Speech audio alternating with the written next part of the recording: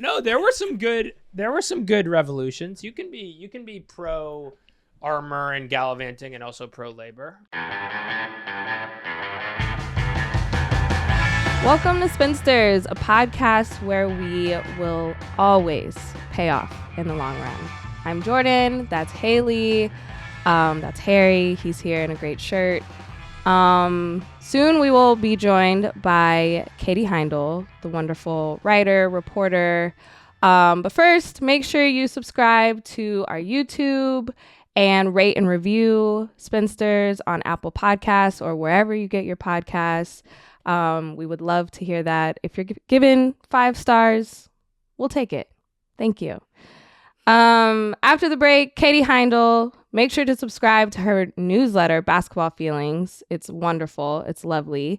Follow her on Twitter at whatevs, at WTEVS.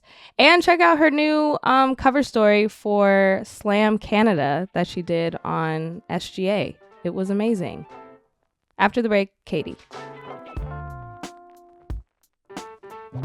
Well, I can't wait to hear you guys talk about the game last night, which I was going to be really rude and watch during this dinner party until, what was the score? 1-18? Yep. Yeah. Mm-hmm. I think I dipped around, around 1-15, to be honest with you. And then I checked back in just to see if I was making a mistake. And it turns out I was not. And I can confirm that when I rewatched it later doing hundreds of dishes from this dinner party that I would have been rather like looking at the dishes. Yeah. It was so shitty. It was really bad. Yeah. Really bad. I think for me it was when it was 4-27 or something like that, and there was like 3 minutes left in the first quarter and they had 4 points, Miami Heat. It was just not a good start, and so many games have been blowouts and I don't know how to handle it.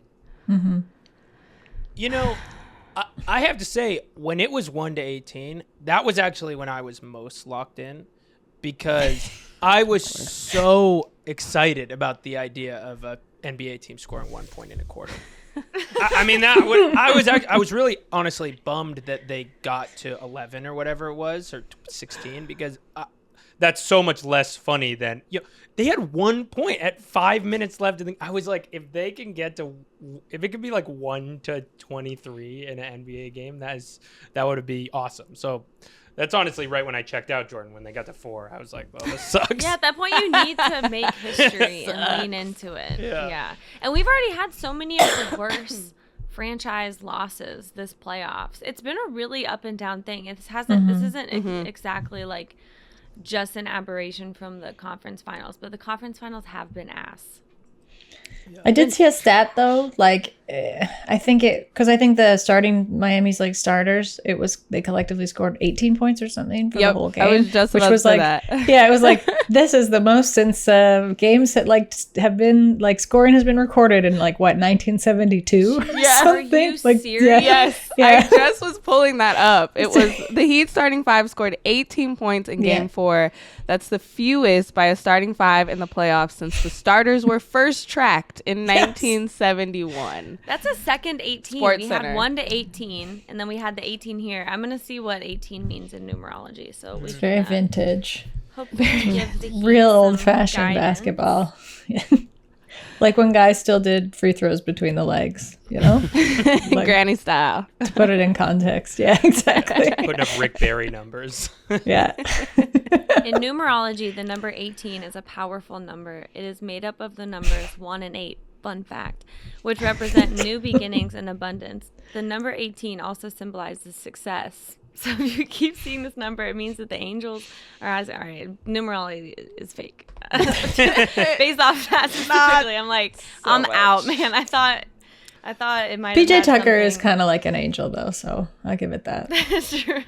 But he scored 0. Like, there was so many players that it was 0 points. That was Strus, I think, also didn't score at all the whole game. And I feel like the conversation we keep going back to is like, is this Boston's defense? Was it so amazing? Marcus Smart wasn't even on the floor. Or is it just, okay, the first quarter teams start off bad and then it's just downhill for the rest of the game? I don't know. But like, I was kind of surprised that Boston didn't even go up more in the first. You know what I mean? Like, that wasn't even like a super high scoring first quarter. If Miami was playing so terribly. So that was a little bit weird to me too. So it's like they didn't take full advantage, or maybe they didn't want to because it was so embarrassing. I don't know. They're empathetic now. I don't think so. Yeah, I don't think Boston is the empath team, I guess, if you had to. Definitely not. If you had the to empath. pick. It's not the Celtics. It's not. I was trying to think about how, if you're the NBA, you change something like this, because if you get on Twitter at all during one of these games, it's always like the NBA has to do something about all these blowouts. It's like, well, it's too late now. You know, you have to really think through what, if anything, about this is outside of the fact that two teams who are not having the best injury health have been matched up because not even like from the start, because they've won their way here. So what can you do about this as the NBA? Nothing right now, unless you can figure out how to move their game a day, let everyone rest up. So Heat Celtics next game would not come on. What are we on today? Was this Today's Tuesday. It's the 24th. Tuesday. Yeah. So they would be playing Wednesday, right? Give them a day. Go Thursday. Warriors are going to sweep. We can all agree on that. Harry's audible. That's like the most like, okay, you're breaking glass. It seems like the refs are like unionizing because they're not willing to throw fucking anything. Like, they are doing walkouts, full walkouts. You're not really getting much from them. I don't know if the refs have a union. If they don't, I am 100% confident that they are unionizing right now because they're not doing a single thing the league wants. They're not calling anything particularly well. This is labor organizing. I'm so proud of them. So good job.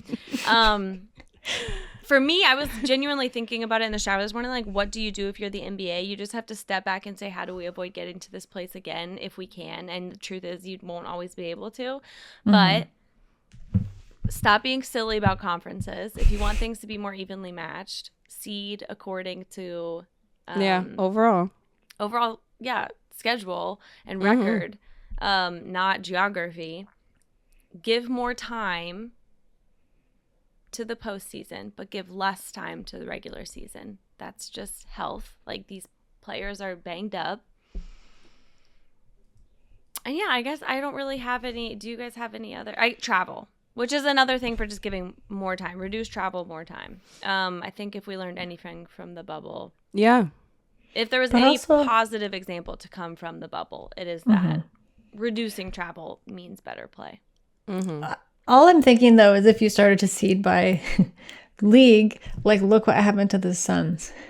Do you know what I mean? It's true. Like, yes, there's some potential injury stuff there, but like, you have a team that just dominated and played like almost like near perfect basketball all season long and then just fell apart in the postseason. Like, there's some things that you can't account for. It's just like the kind of weirdness, cosmic stuff, I think, around basketball, which I enjoy actually watching. I am maybe like an outlier, and I understand it's because I do not have a team that I'm really rooting for, though I am rooting for the Heat, but like a strong rooting interest in the playoffs anymore. But like, I like the unpredictability of it. I like that it's so chaotic, but I'm maybe like a lone voice in that. I don't think you have to fix anything. But I do agree with you, Haley. I think that generally, just for like health concerns, the regular season is too long for the way that the game is being played. Like, if pace is going to go up season over season, like it has for like the past, I think 10 seasons now, you got to look at cutting the fat a little bit, right? So like, you don't need all those regular season games. But Katie, even if you don't mind that a team like the Suns lost, where normally we would have had them through. You can't like what's happening right now. Like Harry texted I do us like it. this. You like the blowouts? Hang on, I do gotta like find it. this. No. No. Like I said, though, it's because I have no real interest. Like, I'm kind of fascinated as to the whys of it. Like, but more in a that I understand has to play out in a more of a retrospective way. Like when even these teams get away from this and are like, okay, what the hell happened? If they even want to look back and like study actually what happened, because a lot of them might not want to think about that at all. Yeah. Right? Because on paper, there's no reason for the blowouts. Because guys are banged up throughout the playoffs in like NBA, like it's, NBA history. Like nobody is healthy in the playoffs, right? And they, so I don't know why it's to the extent that it is this season. But I'm also like very against being like basketball as a product is like, has to be entertaining above all else or bust, because again, one, this is entertaining to me. Yeah. And I don't think like, I like the juxtaposition of how unbeholden these games are to the fan experience. I don't know. Maybe I'm just like entering a chaotic period in my own life, or it is reflecting people should always go the chaos in my life. Yeah, but like I don't mind it. Yeah, you're like, it's not about the people. I'm just gonna read this stat just because I do think we're on different sides on this. The average margin of victory has been 19.8 points over the last 17 playoff games, and there's been a total of 7 clutch time minutes. When I'm not invested, I prefer close games. I'll just say that. But I agree with you that me doing that entire exercise of like what could the NBA do, I think is silly because there really is, even the conversation around it is silly. You can't control that. It's not wrestling. Well, I had my idea of the reset button, and I feel like Miami would have used it when they had 1 point in that first quarter. Katie, I don't know if you heard this brilliant idea that I came up with, but every team gets 1 reset in the playoffs, and it can't go past the first quarter.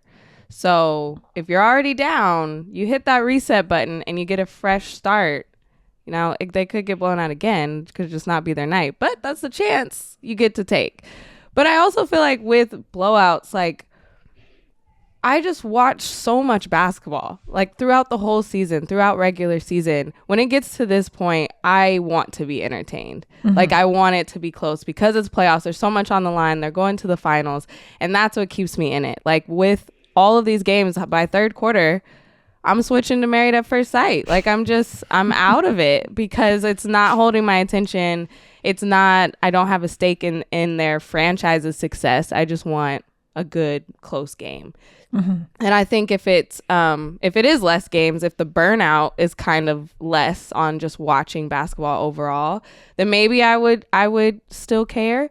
But it's hard. 19 points is huge. Like every single game, I want those buzzer beaters or just that excitement a little bit of someone chasing or having a shot, because it's also a blowout and then teams are waving the right flag. Oh, we'll just see him in a couple days. Like we're going to play this team again. So we're not going to try to fight back now. They should, because you don't have much time to recover. Yeah. We're in the third round and you've got a day between your games, and then they move on to the finals and it's like, all right, take your 4-week vacation. I'll see you for game 2. It just it's never made sense to me. The scheduling of it all. But like a specific embarrassing thing I can cop to, and I was thinking about more like, why do I psychologically feel that this is fine? Is because the Raptors often get behind in games, like historically. I don't know, like that's just the way that the team plays. So I guess maybe in my heart and in my mind, I'm like, oh, but like every team can come back from these deficits, but not every team can. But that is the way that I have like kind of digested NBA basketball for so long through the lens of my own fandom. I mean, frankly, I'm surprised the Heat did it. You've got Kyle Lowry on that team. You've also just got a lot of guys who like chase and are very dogged and like do not give up. They did last night, but right. Like that's a team that's not uncomfortable with a deficit. Yeah. typically. Who knew So- Tyler Hero would be that important, right? Oh God. What? Actually, yeah. fans are like, we all did. I meant who knew, like, I guess when he was drafted. He is important. That's a little bit of the problem. That makes sense. I think that makes sense. Also, that stat that I gave is from Justin Fan. So shout out to Justin Fan. What does it take for you guys to give up on something? Like for me, for a basketball game, I'll check back in on the app, but I'm giving up if it's 20 points. And to be honest with you, I'll give up if it's 18. But if it's another show, if it's a reality show, I give up super easily. I have to care to spend my life watching someone else's life. And to be clear, my bar for caring is like super low. I'm on episode 37 of season 3 of UK Love Island right now. So 37 oh yeah, in one and season? I don't even think. I think it's like a 55 episode season. So my bar is pretty low. But on a TV show I've invested in that is fiction or maybe docuseries or something, just not reality, I tend to stick it out. Movies, I've only prematurely ended, I think, 2 movies, and that's saying you get past the 5-minute bar, because you can get the first 5 minutes and be like, this is not for me. That's fine. You can dip. You're not attached. But after that, I really don't bow out. Books, I have only done it once. Yeah, books are hard. Books is where that's where I feel the most guilt. Yeah. Because I think there's something tied up in that it's like, well, if I don't like it, but it's like if it has a claim or if it's like a slow burn or like a sleeper, and I'm like, but all these other people liked it. Like, what am I missing? But I've gotten more forgiving with myself about that, especially things that have like a lot of acclaim and are like a lot of people like this. It's like, okay, but I just don't. And Right. that's fair, because books, I think, like TV and movies, a part of your brain still does kind of, I think, wander in and out. At least mine does. Definitely like post-pandemic mine does. But with books, it's such a more intimate experience, just like the way that you're digesting it, right? It's like can't do anything else. It is in your brain. Yeah, like it is a very intimate, like specific experience. Again, something I had to weirdly relearn in the pandemic, because I found myself wandering in and out, and I would get like 4 pages and be like, what just happened? Yeah, But I had that too. Yeah. yeah, but like reading, for me, it's a lot harder to just like put books down. Something that's helped me with that is the library. I'm an avid library user, but because you're like not buying books, there's also like a difference of investment. So if it's like, I can read all these books that maybe I won't like, or I'll check them out, and it's like, oh, I hate this. I can stop reading it. No big deal. That's a really good point. And actually, I guess I should clarify that, because most of the ones I have not given up on are ones that I own. I don't mean I've finished them. That's not what I mean. I just mean that I'm planning to return. Yes. There's only one book I've ever been like, I will never pick this back up. But Some books are like that though, and it's like you cannot read them at certain points in your life. And also some books, like when you come back to them, you're like, oh, okay, now I get why I hated this. Yeah, exactly. yeah. Yeah. But that's about my threshold for everything. Relationships, way too long. Way too long. I'm in those things way past the expiration date. There's mold. Okay, like Well, that's just like a you thing, because I feel like in your gut you always know, and then you're just like, well, I've got to really get up the courage to just like get my ass in gear. No, I literally will be in a relationship that's been like months. I've known I want to break up with the person, and then I'm like, all right, I'm still here. 'Cause, you still have like you have good days and whatever, but yeah, no, I linger. I'm a lingerer. For sure. I think That's across why the I'm with board in all movies. of those, I would say my personality type is lingerer. With movies, I'm like, okay, it's off to a bad start, but it has to get better, right? Like the ending, or like you're saying, the acclaim to it, I'm just waiting and waiting. One time me and my fiance went to a movie, and it was so terrible, but we stayed through the end thinking it was going to get better. The ending was even worse than the beginning, and we tried to get our money back. Like, we were like, this is What movie? so trash. I can't even remember. It was like Kin or something. Michael B. Jordan was executive producer, and he steered me wrong. I was like, oh, Michael B. Jordan's behind this. It has to be great. No, it was like it was all a dream at the end, like one of those movies, and you're like, why? Cop-out. It's a Yeah. Why? I've never walked out of a movie. I wish I could say I had. I haven't either. I didn't even walk But out of part of Suicide me's like, Squad. like you're like shy. You're like, I don't want anyone to see me, but it's like it's dark and nobody's gonna notice or care. Exactly. And that's what the people at the movie theater, like after we waited till it ended and we said, can we have our movie back? Like that was the worst thing ever. And they're like, did you stay the full time? Like we can't do it if you stayed the full time. It's like if you would have walked out a little bit earlier, we would have given your movie back. We're I like, can't believe we you tried. said I want my money. We tried. We thought it was going to get better and it didn't. And they gave us gift cards, but it was tough. Oh, hell yeah. That's great. Yeah, you got something. Got something for sitting through it. What's the this is a super specific, so maybe nobody's gonna, but what's like the longest you've waited for something to turn around and it actually turned around and it was rewarding? Oh, we have to take an ad break, so we'll think about that. We'll answer that question after the break. Okay, we had technical difficulties. We're back. Did you guys have time to think of the longest that you've waited for something to turn around and it was actually rewarding? Because there are many NBA games that this could apply to. However, the first thought in my head was my friend's relationship with her now husband. We hated him for years. A full decade. Hated this guy. I was not expecting that. I love this so much. Every single thing about him. He was so was not funny enough for her. There was no outstanding good quality except for that he liked her. But everyone likes her. And then one day, unexpectedly, things just slowly started turning. And he would bring things to the group. He would start bringing wine, a bottle of wine, whereas before he wouldn't bring anything, not even conversation. Started checking in on us for stuff, helped me move. All of a sudden I'm like, look, I like this guy. And then they got married and I was very happy about it. But then did you change or did he change? That's what I was wondering. He definitely changed. He definitely changed. Yeah. Because it was extremely fratty. There was a lot of frat behavior. So he grew up a little. Yeah. And I think that we should have another word for what happens after puberty for guys. The slow arc between because guys don't really get out of puberty until they're 26.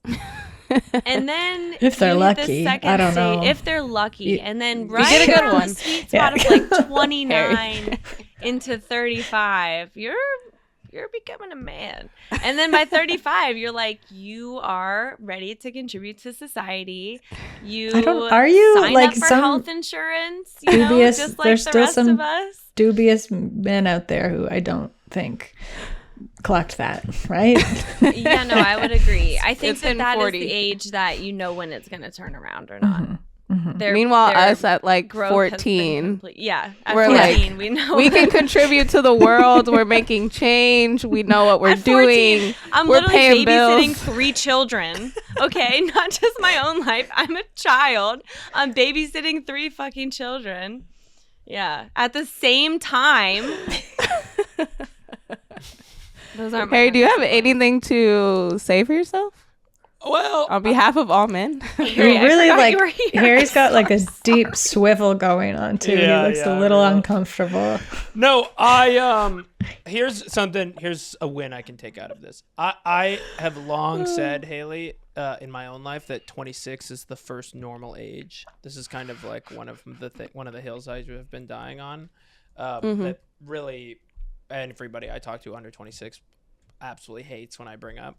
But I think even if it was just a random age that you picked, I think you were right cosmically to say 26 is the start or end of second male adult puberty, because stuff does start to come together when you're 26. It possibly is a gender thing, but I definitely became like probably 60% more of an adult after my 26th birthday. But you know what sucks is like, I remember 26, 27 being all right, like pretty good. Like, all right, my feet are kind of under me. And then like work wise, it's like same thing. Had good friends like around me by then, like really long established relationships. And then your Saturn return hits and then it just all goes out the window. Yeah, Saturn return is intense. Yeah. Then I went Saturn return is rapidly into the puberty. worst years of my life. So I don't know. No. Yeah. Wait, what does that mean? We're Sorry. in it, Jordan. We're in Saturn returns. Your Saturn return is usually, it's like around, what is it, like 26 to 28. It's like a period in your life when, because that's how long it will take Saturn to make a full transit in your chart. Oh. And like Saturn is kind of like, I guess very basically, it's a planet of accountability. So a lot of stuff kind of comes, it's like the things you haven't necessarily dealt with all come due or like come to confront you. Every 27 sense. to 29 years. So not just when you're 27 to 29. Yeah. It's You'll gonna get happen it again. Then Like, after that. If I was smart, I'd do the math. Oh, 58. interesting. Yeah. Late 50s. Yeah. And it's just, which if you think about it, what they're essentially saying is it's a huge transitional time that is not normally dubbed a transitional time, but it is. It is. you grapple with some stuff, but usually you come out Grapple. a lot better for it on the Yeah. other What was side. Jimmy Butler? That makes sense. That's so interesting. Especially because I keep thinking I'm still 26 because the past 2 years we've been in a pandemic and I just kind of have forgotten the past 2 years. The lost years. The lost years. So I'm 28, but I slip up and say I'm 26 when people ask me. Jordan, all the that's time. funny because remember, I'm the opposite. I forgot I was 26 the entire year I was 26. I thought I was 25. I just went around telling people I was 25. And then I turned 27 and I thought I was 26. And then someone was like, you were 27. It was my dad. Always forget. It was my dad. Yeah. Anyway, what's your guys' best personal time that you've waited and then it ended up panning out? You didn't think that it was gonna Mine's kind of corny, off. but it's probably work for me. And I would say that because like I think you know this kind of story loosely, Haley, but I started to I decided, okay, I'm going to be full-time freelance kind of February right before the pandemic started, not knowing that was going to happen just because of an opportunity I had with the Raptors at the time. I was like a writer in residence at this like tech incubator here too, which was like a pretty sick job because it was like outside of the wheelhouse, but it was good situation. I was like, okay, I got these two things set up. I'm just going to do it. Why have I hated like all the my day jobs I've had in succession up to then and have gradually like lost interest or just become very bad at those jobs because it's not what I wanted to do. You know, it wasn't where kind of my heart and real interest was. And then I just decided, and then the pandemic happened. And it was like great timing, very excellent. The NBA ground to a halt. But I actually found that for me, it worked out better because everybody I wanted to talk to was trapped at home and was very chatty in that time. And some of like the biggest profile stories, interviews, opportunities I had came out of that time. And I would say the kind of mini breakdowns I had in the pandemic of being like, what the hell am I doing? Which I still have. I don't want to put all that fully in the past. Like, I think you got to reckon with yourself like on the regular. But these kind of like career moments of like, what, this was so stupid. Like what?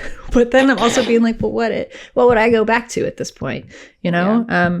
And I think you kind of hit these walls, and at the times that things seemed the absolute worst, at least for me in this specific sense, I always had a feeling in my gut that it's like, but something else is just around the corner, or like you have to like keep going and like dig in for a reason. Some of that I think involves like renewing your faith in what it is you're doing and in whatever way you can. Like sometimes that's talking with your friends. Sometimes that's like not looking on the internet for long periods of time and just like investing in the work in yourself again in whatever ways like you can.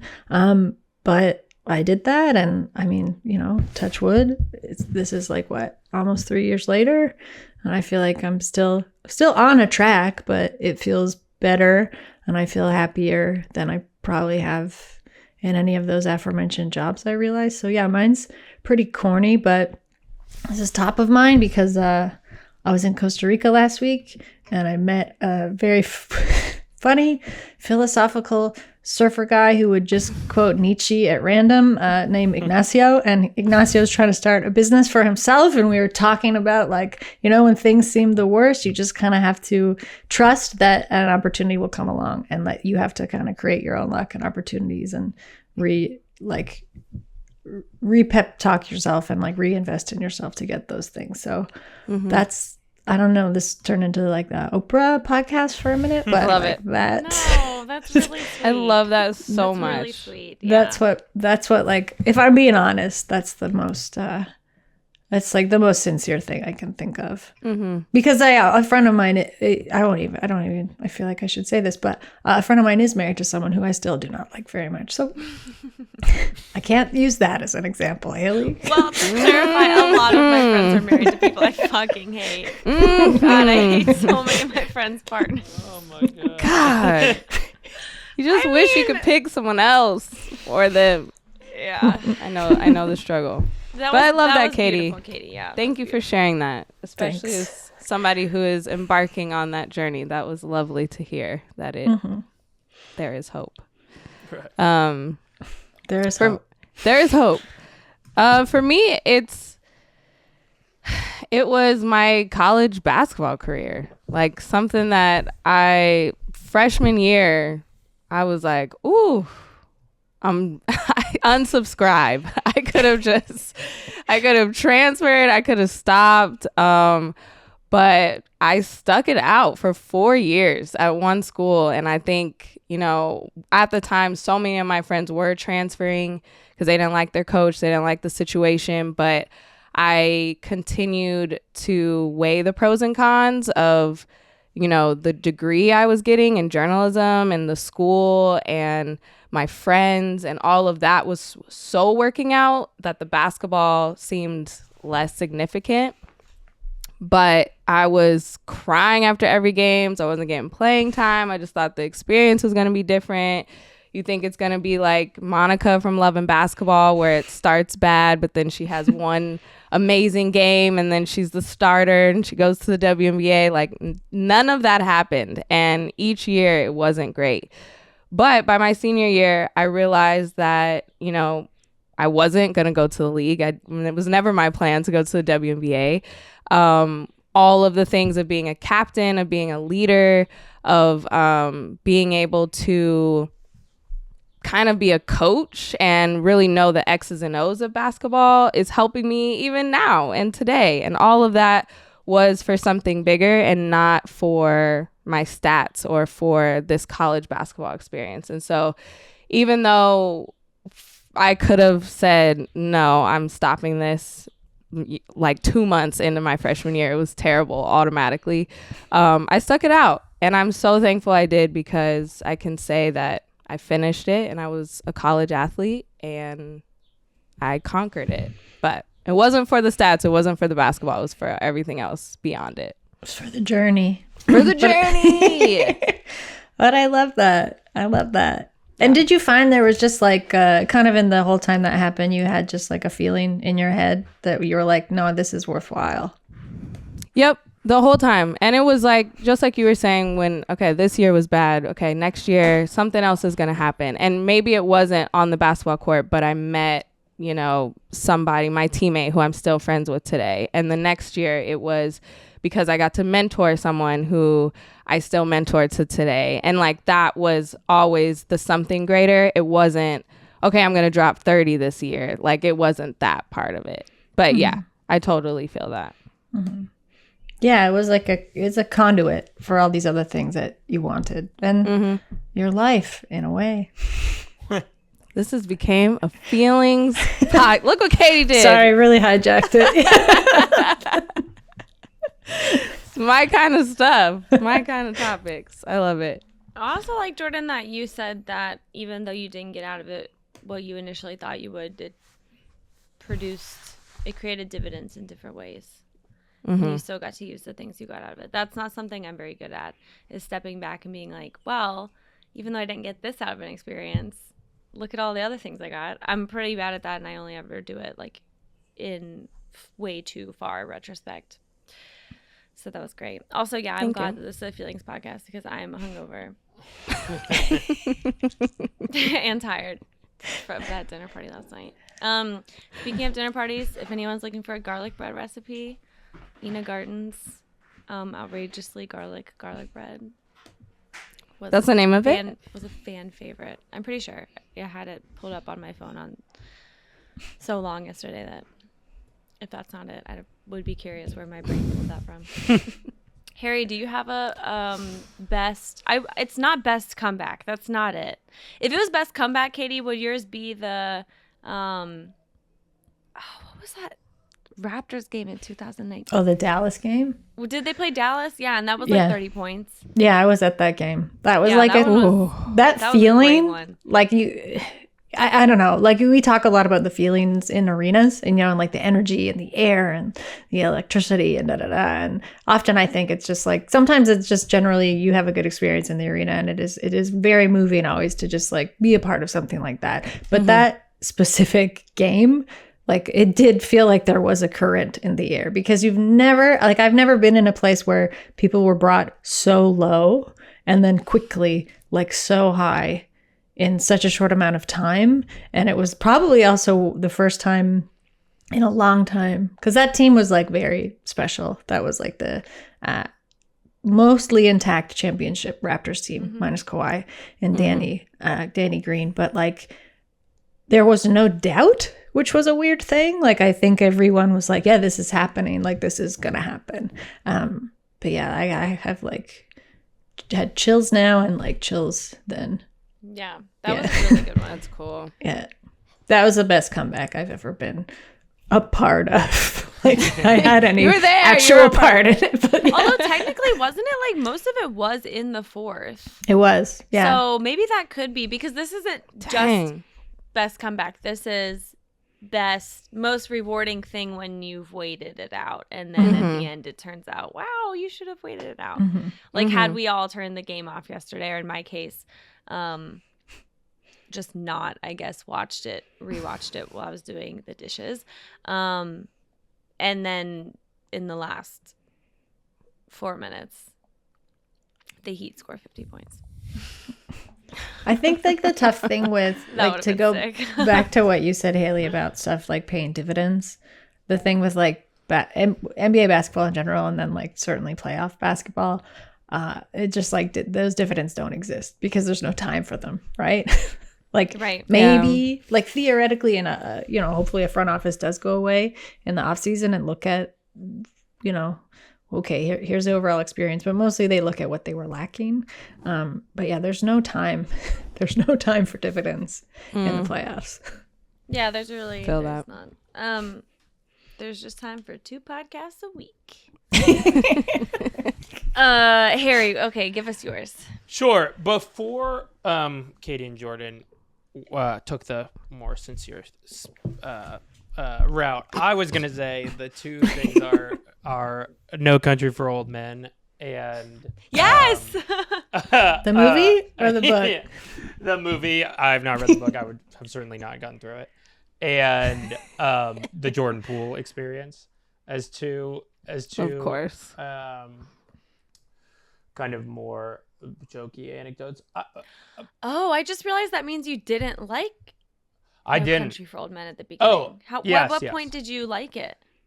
I liked it. Hold on, wait. What's the other movie that was filmed at the same place?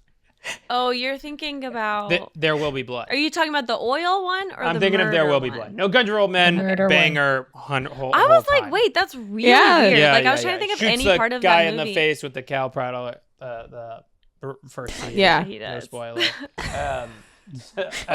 No, There Will Be Blood. I'm sorry.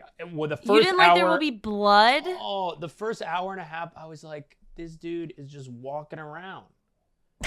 He's just going to different places, being like, So is David Attenborough. That's what my dad's biggest criticism of like the Lord of the Rings movies were. He's like, it's just walking and fighting. So I see. feel Walking you there, around. Harry. That's Yeah. a movie, Dad. I know. But no, by the end of the movie, I did really like the movie and found it I don't think I've seen that. a nice slow burn. But I actually, the first time I watched There Will Be Blood, I turned it off like an hour in because I was like, too much. Yeah.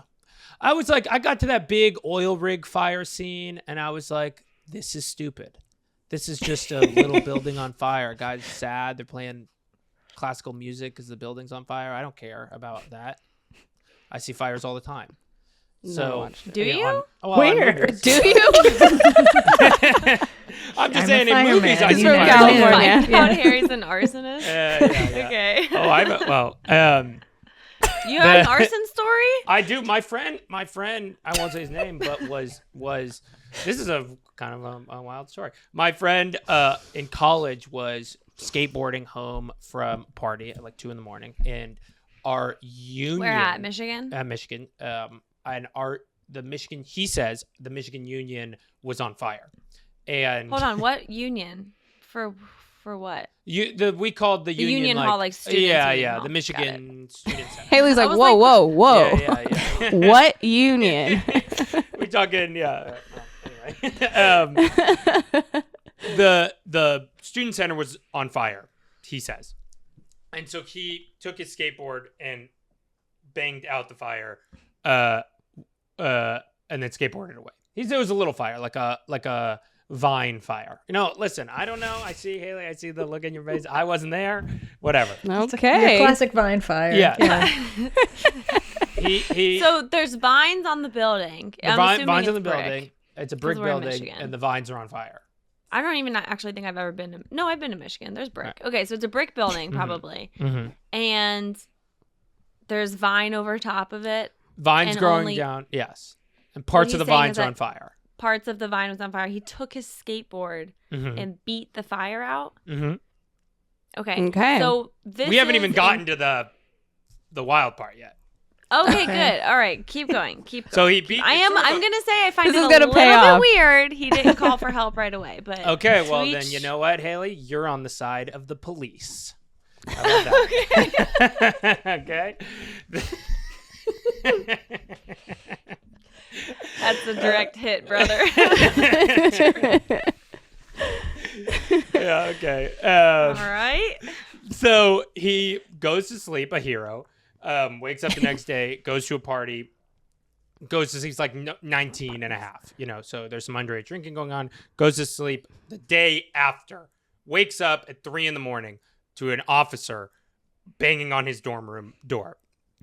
And the officer is like, hey, person, you're wanted in an arson case. Like you are in trouble for my trying to goodness. set the union on fire. And my friend was like drunk because it's 3 a.m. after a party. And so they nab him for underage drinking, but really they're going to investigate him because he's like, I don't want to leave. I wasn't accused of anything. He's like, well, you're drunk. And there's a great story of he had an empty Corona bottle, or I'm sorry, he had a full Corona bottle. This is gross, but luckily I'm not outing this person's name. He had a full Corona bottle full of piss. That because he had pissed in his Corona bottle, whatever. Disgusting. And the police officer is like, what is that? And my friend just looks at him and he goes, it's piss. And the cop thinks it's like a fuck you, like saying it's not alcohol, but it actually was piss. So anyway, he gets detained. Did he Ew, this is I don't not... know. This is This pre-second Oh, it's puberty. Katie's career. I want to go back to Katie's career. Maybe Backtrack. maybe the cop just really loved Corona and he was like, how dare you? Yeah. And so then they take Took him that in. personal. And they like take his phone and put him through this like interrogation for starting a fire on the Michigan Union, even though he says he put it out with a skateboard. And it got so wild that 3 months later, he had to go in and take a polygraph test to prove that he didn't do it, and he passed the polygraph test, and then he beat the case. Okay, I have a question about this. No, Wow. Polygraphs. So every murder doc I've ever seen uses a polygraph, right? In Love Island, they use a polygraph to see if they're loyal. Do you really like the person? Blah, blah, blah. right? Yeah, they hook him up and they're like, could your head ever be tanned? And then he's like, he says no. And then they're like, that's a lie. It's actually one of the best episodes. But they can't be used in an actual case as evidence Right. because they've been disproven so much. Right. So why do we use them for anything else? It's been disproven. Like, I can't think of a single thing Yeah. that we still do, even though you can't use it for anything. And also, it's probably not accurate. I have no idea. I'm with you. No, I'm totally with you. And it was in real time. It was he felt that way. He was like, "Why am I doing this?" Like What if 1930s if they had said you're lying tactic clearly, then they wouldn't have had anything to do with it. They would have just been convinced he was lying. Right. I don't know. It was like their last chance, last resort. It's What like, were let's they just going try off this. of? Did they just have? They had like I video. guess they had footage of him leaving the scene and were dubious as our fellow podcaster over here why Yeah. he didn't report it immediately. And it's like because he's 19 and drunk and he had somewhere to go skateboard to. Look, kid, just give it till you're 36. And Yeah, I was gonna say. you'll make grown-up decisions like the rest of us. Okay. Man, I'm glad he beat the case on that one. That's Yeah. so bad. Woo. What? That was- Did I What a say hero. my why did I talk about that? Derek. You didn't say your Jordan Poole one. Oh, I thought you were saying, did you say his name? And I was just Oh. going to try to pretend. Speaking Oh, of Derek. Derek. Hey, Derek White. Hey. I got to say I'm sorry. I got to do it. I got to say a big I'm He had- sorry. Yeah, the post baby game. Post baby game. Baby. Hendrix, I think. Yeah, I was trying to remember. Baby games are huge. That we were talking about Fred's, like, and how Someone it might turn should things look around. into the psychology. Like that should be a big thing. Mm-hmm. There's been more than one baby game out there by And now. it's not like it's just, if you think about it, Derek White literally saw a baby that is his. All those emotions. Can you imagine? Like, in most cases, I would guess it's a loving type of situation. Love's in the air. You've got love for your partner. You've got love for the baby. You're going to go play your heart out. Mm-hmm. I wonder if pregnancy announcement draws the same, because that probably not. It probably has the reverse effect, because all of a sudden you feel the weight of your decisions on your Depends how close the shoulders. announcement is. I bet if it's like 2 days out, it's stress. But if it's like that same day game, then you're flying high. Yeah, because Yeah. you've ever heard like news that is just jarring, and then you have to go do a real thing, and you're just like kind of floating through it, and your brain is not rooted in anything. Yeah. Yeah. I would want to compare the post baby game for the guys and then the post baby season for the women when they actually have their baby and Yes. then they come back Yeah. and play basketball and they like, I wonder, yeah. Yeah, we're like, Wonder hey, if there's guys, some- how does this secondhand joy from a life that was brought into this world that has to do with you feel versus, hey, ladies, how does it feel when your vagina's ripped open and it has to be medically sewn back up? And you can't pee and you certainly can't poop for a long time. So if you can walk, that's awesome for you. And you're a 24/7 vending machine. And you are a 24/7 vending machine. And if you're not a vending machine, then you are going to get shamed by society. And the U.S. government is going to make sure there is no baby formula. Even for you. care, you are a 24/7 vending machine. I would Yes. say, right? Yeah. And I would Yes. agree. No sleep. That is fair enough. So Yeah. I wonder how those do compare. Probably not that much of a difference. Yeah, probably minimal.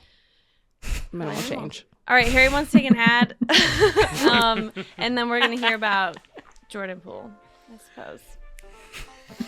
Again.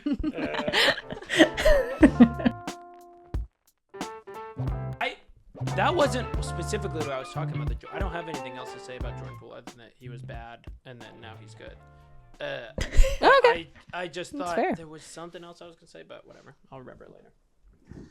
Some other time. Yeah, I don't. Oh, it's because you said I see fires all the time, and then we poked at that.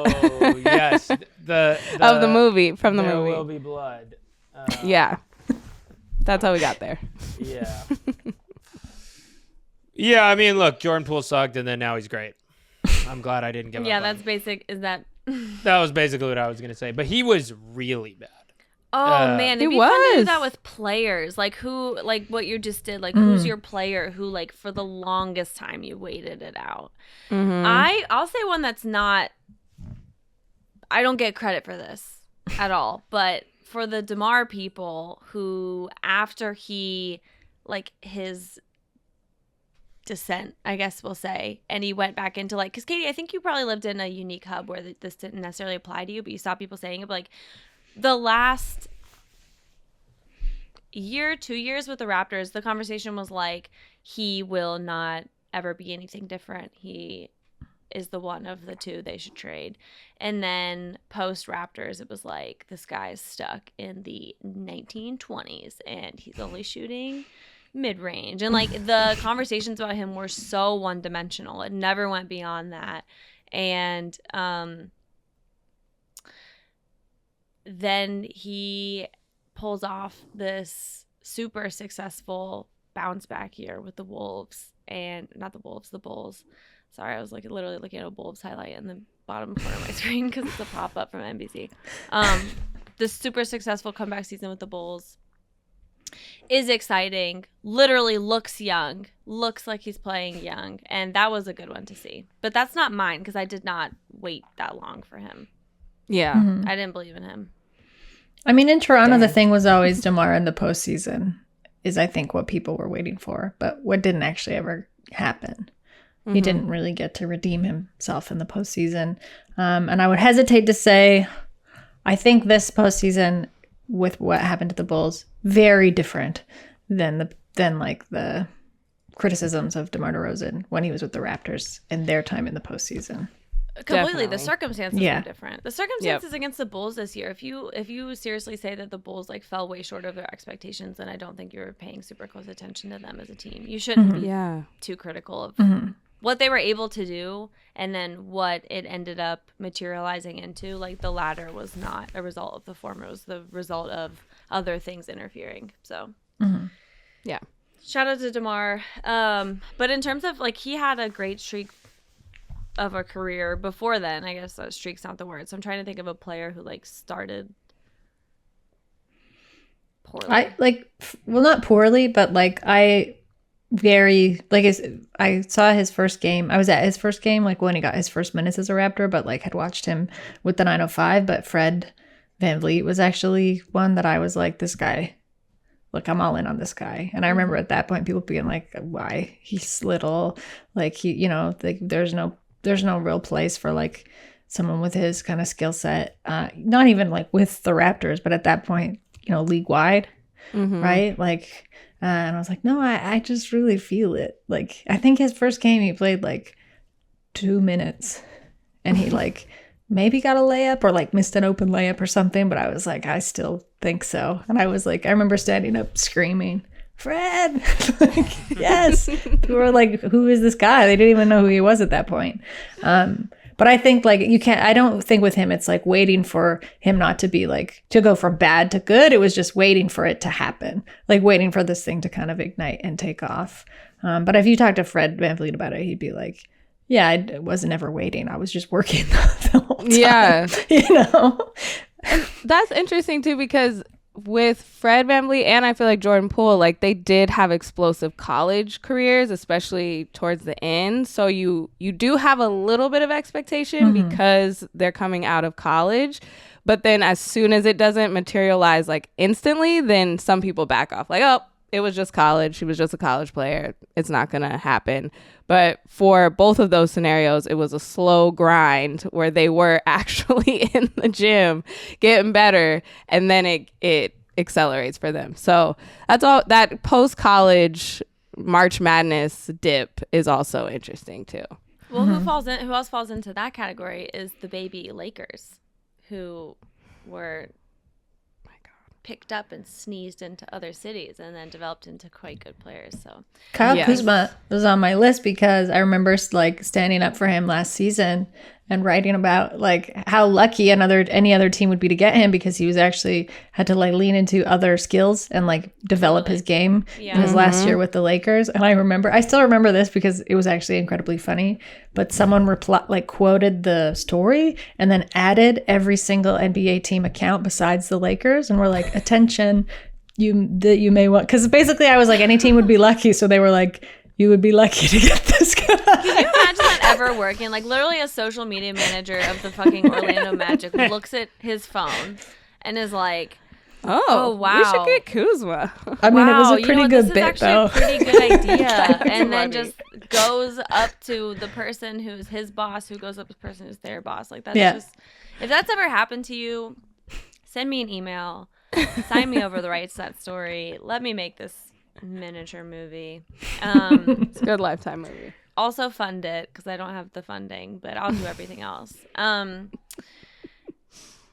Kuzma, definitely Lonzo. Yeah. Definitely Brandon Ingram. Yeah. Everyone that's left the Lakers, because we don't know how to develop. Wiggins, all of them too. had that. It was a slow. Oh. But I can't, like, a part of me is still, it's like too long with Wiggins. That I'm still dubious. Yeah, it's like I don't know. I don't believe it. I mean, it's happening. I have eyes and I can see it, but I'm like, like it's.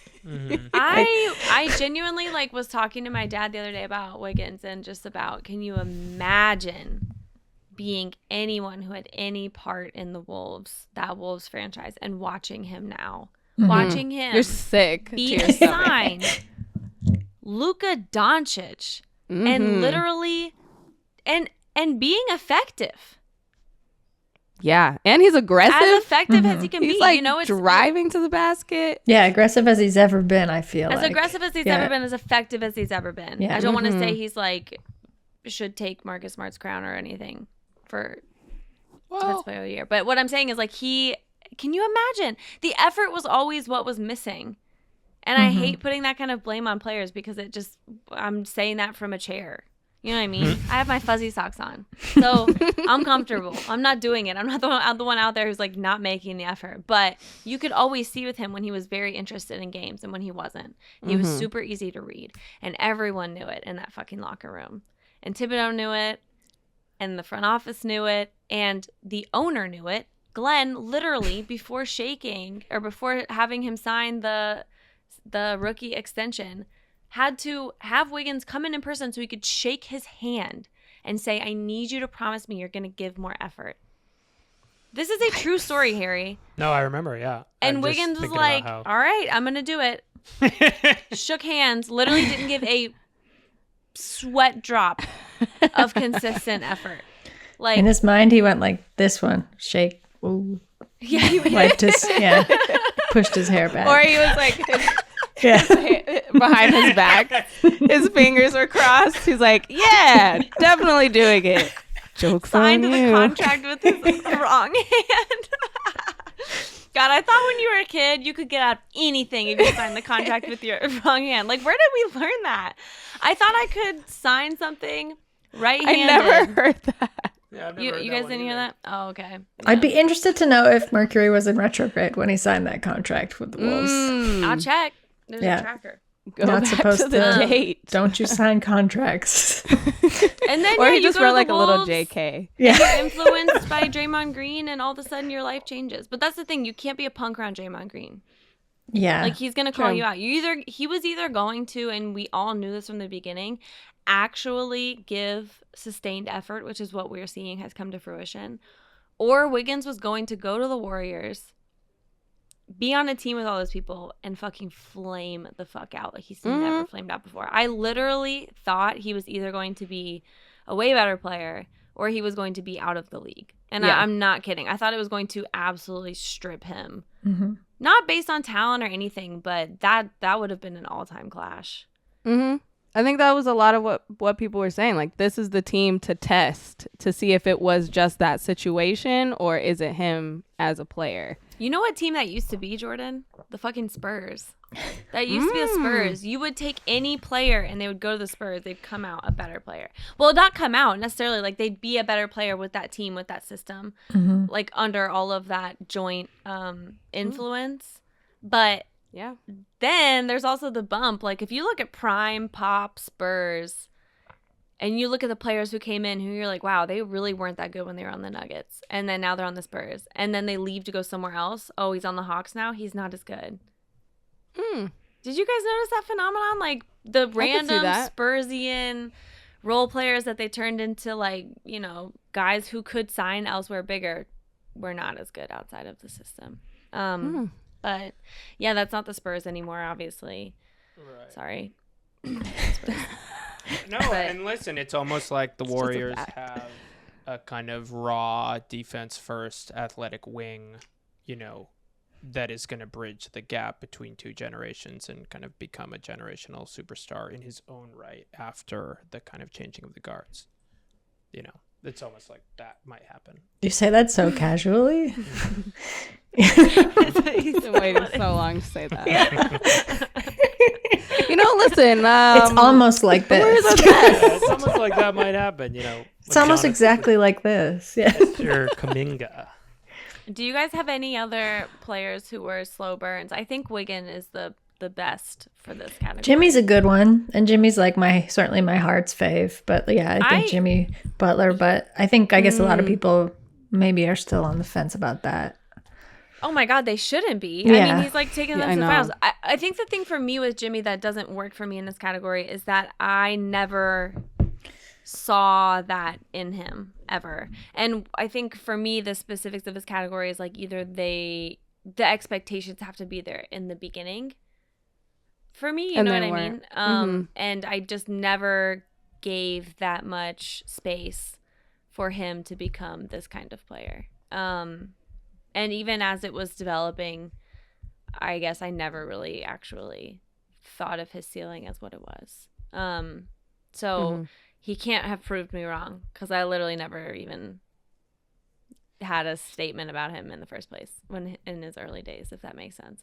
But then it did develop into something where it's like Jimmy Butler is only ever going to be a third guy at best. Like, that did happen. You're right. But by that time, you would have had to see what he had in him. Speaking of defense first.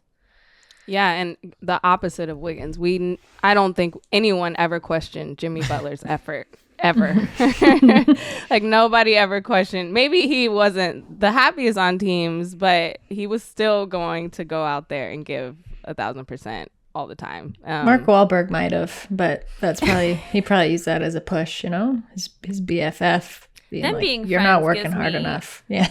Weird vibes from Jimmy. so I'm like, weird. I love It's everything not- you've got yeah. going on. Except I like that. the beer commercials, Yeah. the cowboy boots. It's fun. It's flirty. The Mark Wahlberg minivan. thing, I'm like, hate crimes. Yeah.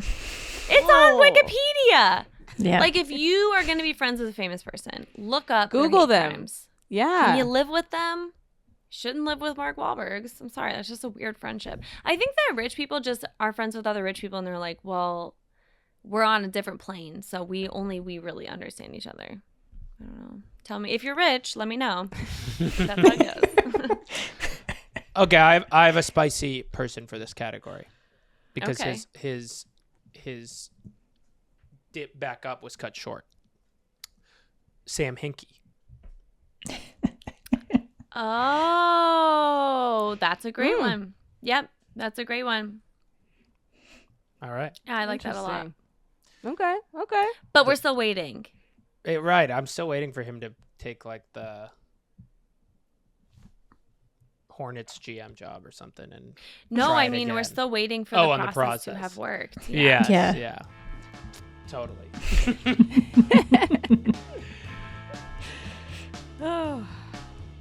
Well, I think that's a good place to wrap. We've talked about feelings, about Wiggins, about more feelings, bad movies, ones we walked out on. I think this is encompassing of the blowout that we talked least about basketball because it was not a great game to talk about. It gave us time. You know what? The blowouts have given us time to think about other things, talk about other things. Yeah. Reflect. Yeah. What a gift, right? What a secret gift these blowouts have been. What a secret gift. You liked them all along and you said that. Wow. I love it. Well, that's our show. Please keep leaving us your voicemails and your emails. They have been wonderful.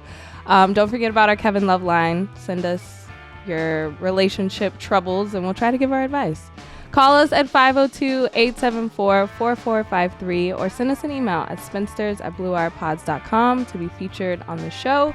And as always, shout out to our Spinsters team, Harry Krinsky and Sierra Smith. Woo.